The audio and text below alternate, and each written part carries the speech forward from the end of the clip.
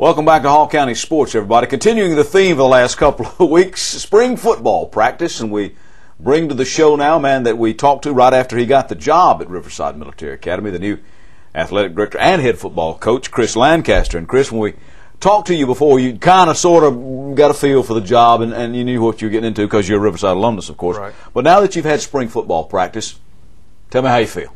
Well, I'm excited. Number one, I'm excited about our young men that we have on campus right now and about our upcoming season. We had our 10 days of spring practice and didn't get us as much accomplished that we would want to because our numbers were low. And but we're trying to find out what I evaluate in spring is find out who can play and who's tough and who wants to buy into the system. Yeah.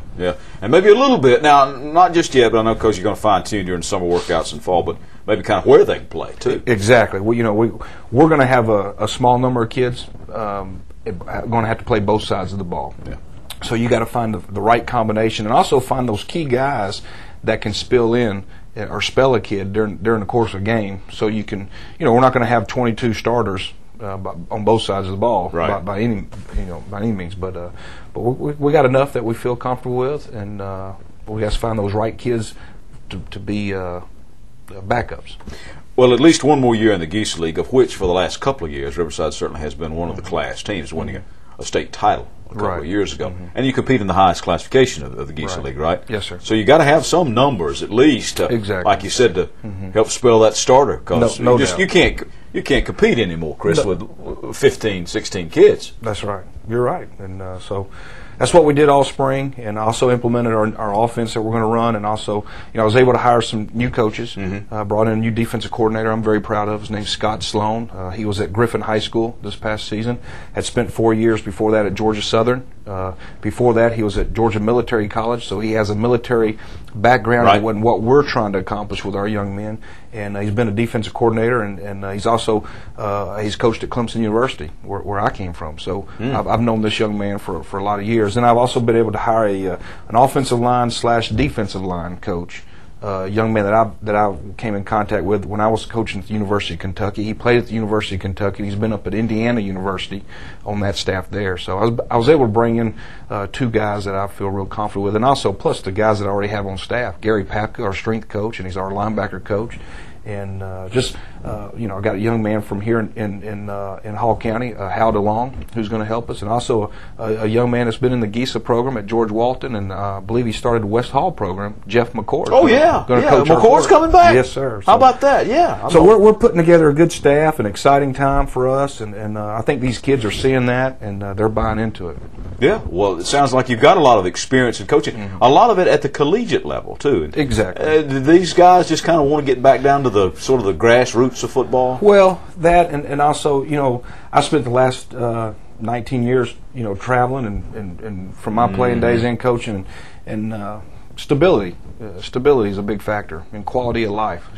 Sometimes moving every 2 years is not what's best for a family and young kids, and so this is an opportunity, and Scott, for him, this is an opportunity also. He has a son who's going in the 9th grade, wants to be a part of Riverside Military Academy. So not only am I bringing a good coach, but I'm also bringing a good football player and a good young man. And that's important to us. Opening up the academy to day students, I think, has been a boon in a lot of ways, not just to the academy, but to the athletics at the academy. Wouldn't you say so? It helps. It helps. And that's the thing too. Riverside is just not Gainesville, Georgia, and it's just not the state of Georgia, and it's just not the United States. Yeah. Riverside, we come from all walks of life, from all over the world. We've got young men from Korea, from Dominican Republic, from everywhere you can even imagine. And but at the same token, we also know where we are. We're in Gainesville, Georgia, in a great town, a great city, and we're also 50 miles north of Atlanta. So this is our base. But at the same token, offering day students really helps us in the long run. Based on what you've seen so far, again, it's very early and you're not really that familiar. How are you going to be offense, defense, and special teams? Is there something you're going to hang your hat on early, or are you just something you got to work on all three? we're going to have to work on all three. I want to be balanced offense. I think in the years past they had a tremendous tailback in the Carl Robinson young man, and so they really just turned and relied on him to make a lot of people miss and make things happen. We do have some good quality tailbacks. We have a fullback by the name of Tesso Uha, who's getting heavily recruited. He's already been offered by a lot of the service academies, and we had a flood of college coaches in this spring.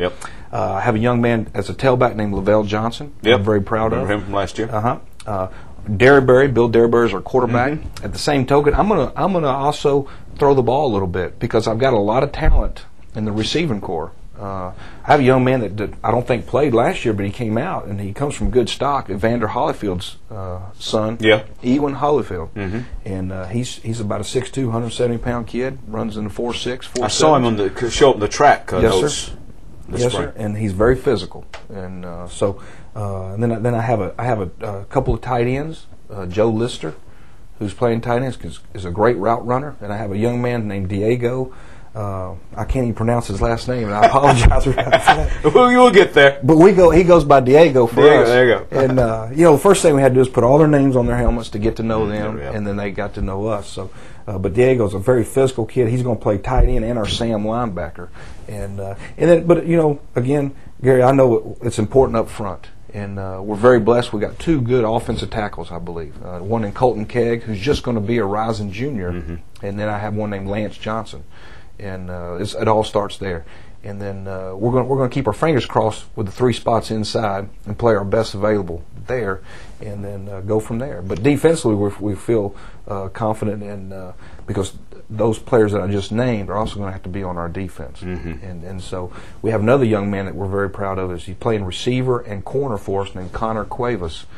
And he's about a 5'10", 185 pound. He's a tremendous athlete, and just doing things right with the fluid and the athletic ability that we're looking for. So exciting times for the Eagles. Now, before you get away, though, you also wear the hat of the athletic director. So you had quite a number of your people that made our finalists for athlete, coaches, and teams of the winter season.